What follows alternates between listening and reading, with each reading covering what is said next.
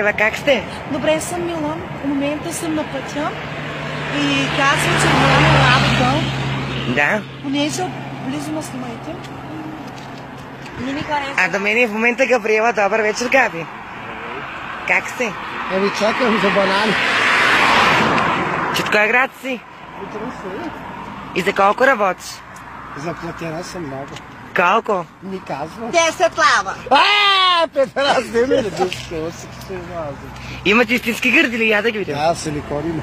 За колко си ги сложихте? 3-500. Дали са някакви чорапи? Няма да иде. Вие наистина ли сте била циркаджиката на град Русе?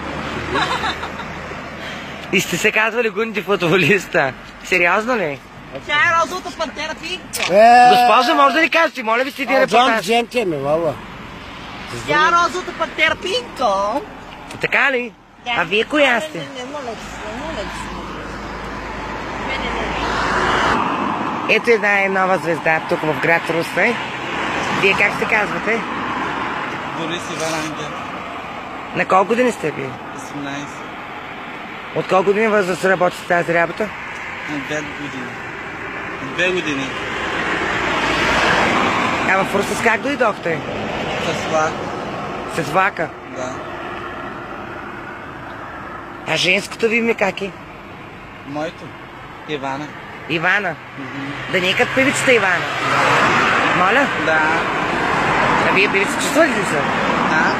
Певица чувствате ли са? Да. Коя певица сте вие? Аз, Теди Александрова. Може ли някоя песня да ви изпълните на Теди Александрова? Да, ама не знам, в принцип, те са много, ама не знам, забравих ги. Една, например. Коя може? Не, коя забравих. Малко ги знам, разбираш, наполовината ги знам. Добре, малко само. И тието влиза леко. Проучи второ и трето. Заведи ме там където. Ще ти скочи на сърцето. Да. Които му ще ми побърквам. Цялата ще ми мърквам. Най-доброто заслужава. И да получаваш. Да. Tell me baby, тъмно лети. Тулучи, дай ми да пее. Tell me baby. Тук съм. Благодаря ви много за репортажа. Не се, чао.